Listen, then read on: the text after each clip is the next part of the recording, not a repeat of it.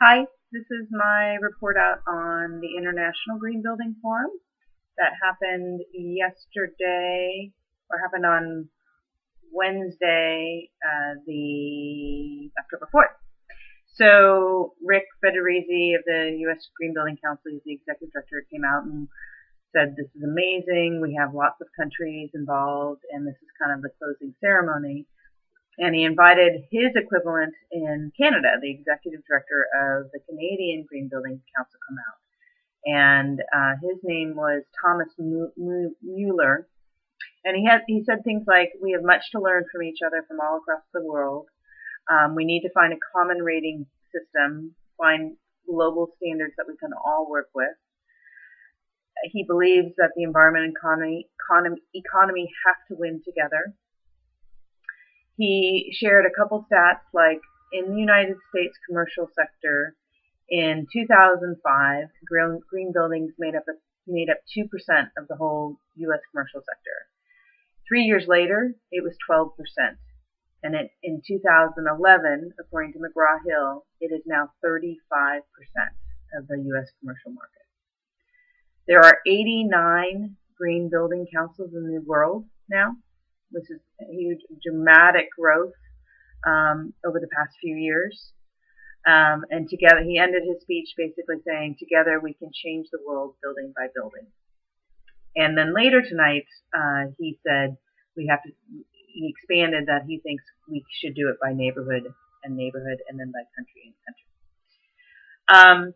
The closing ceremony went on it was kind of well staged. They had two podiums on either side of the stage, and they had representatives from each of the green building councils come up and share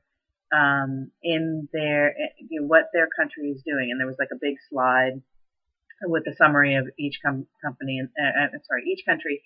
And they kind of said something in their own language, which was very cool. I mean, we heard Korean, we heard Italian and Portuguese, and it felt international. So let me just share a couple things. So Poland came out and they talked about how they have a green building week, and this year they focused on healthy kids and indoor air quality, and they've worked on creating safe rooms in orphanages with the Green Building Council there, members donating products and time. The United Emirates came out and shared a bunch of stuff. India was there. Romania shared that the U.S. Embassy just achieved LEED Gold, I believe, and that they've started this green mortgage program there. Jordan talked about their International LEED Roundtable. Mexico was there. Canada came out and shared a bunch of projects that they were doing. But one that especially interested me was the whole Athletes Village. Apparently it's one of the largest green roofs. This is in the Olympics last year in 2010. So I want to go back and check that out. That's the Athletes Village. Sweden, they are certifying, their goal is to certify sustainable cities. So they're working on that. Italy is working on something called Europe 2020. They called for a need for common metrics and credibility and reliability of all certification tools. Brazil had a very entertaining presentation about how they're doing this huge greening of many of their stadiums.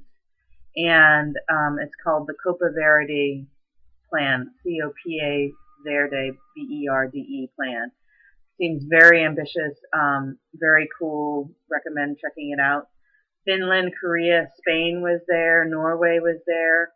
Argentina has a whole, they're doing a whole sustainability education program through their K through 12. Chile, Colombia was there. It was very inspiring. Lots of energy, lots of representation, lots of different languages. So that's my report. Everybody in the world taking on green building. Thanks.